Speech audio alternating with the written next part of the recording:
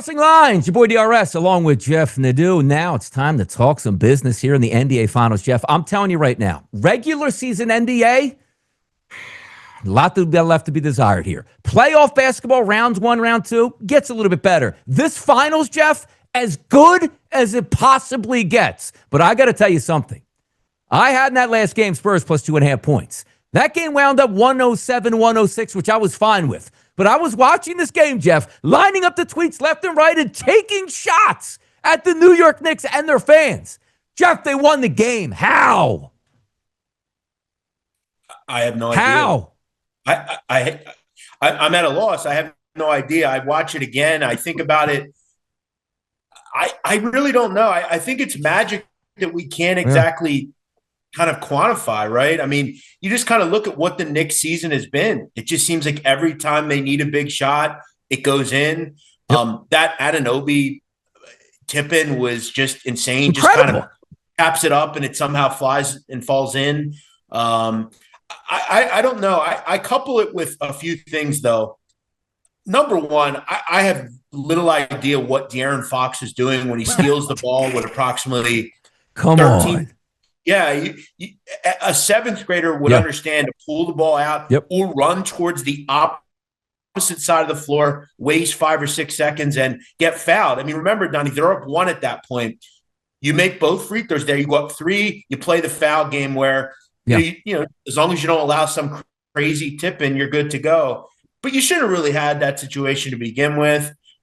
This is, again, the unfortunate part. And, you know, it's funny. We were just talking about Turkey in the World Cup. Turkey have a lot of young, electrifying players, but they can get caught on defense. Those runs can kill them. Same with the Spurs. I will also say, and God, you know, look, Greg Popovich had a stroke and he's not a coach anymore, but that ain't going to happen under Greg Popovich. If you're Mitch Johnson, that can't happen. Wembanyama was not good in game 4, but we kind of set it up now. You go back to San Antonio. We would assume Spurs are going to win this game. Then you go back to New York. And look, in a very happy, euphoric way, we know the Knicks are going to close it out. I told you earlier, the Knicks are like a decent favorite to win. I thought it'd be much higher. I don't think there's any way they lose this series. It's not going to happen. How do you come back? Big dogs. Big dogs, though. 5.5, 6 points right now as you take a look at it there for that game number 5 back in San Antonio, which we're going to preview in just a little bit, Jeff. But I need to get some opinions on you for this because, you know, like the predictive markets and the book markets here, midway through that game, Jeff, every single thing swung. The favorite to win the series, who was it? It's going to be the San Antonio Spurs. The favorite to win the MVP, Jeff, going to be Victor Wembanyama.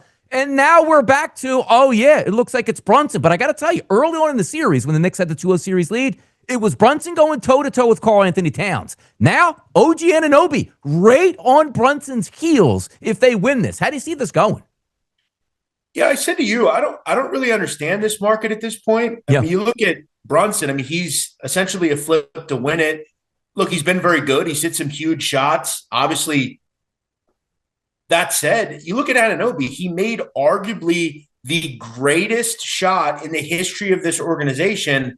And you look at his defensive stuff he's done. I think he's been unbelievable. I think he's one of the best defenders in the league. He's averaging 23 points a game. He had the game of his really season the other night in a game you had to have it in.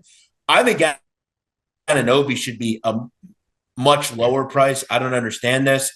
I think he should win the MVP. He made the biggest shot in a historic comeback. Donnie, I had to look because I didn't know this.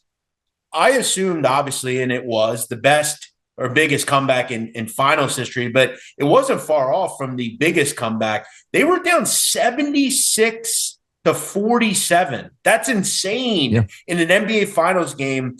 And Anunoby hit the shot. I don't think they're anywhere near here without him. I think he should be right there neck and neck with Brunson.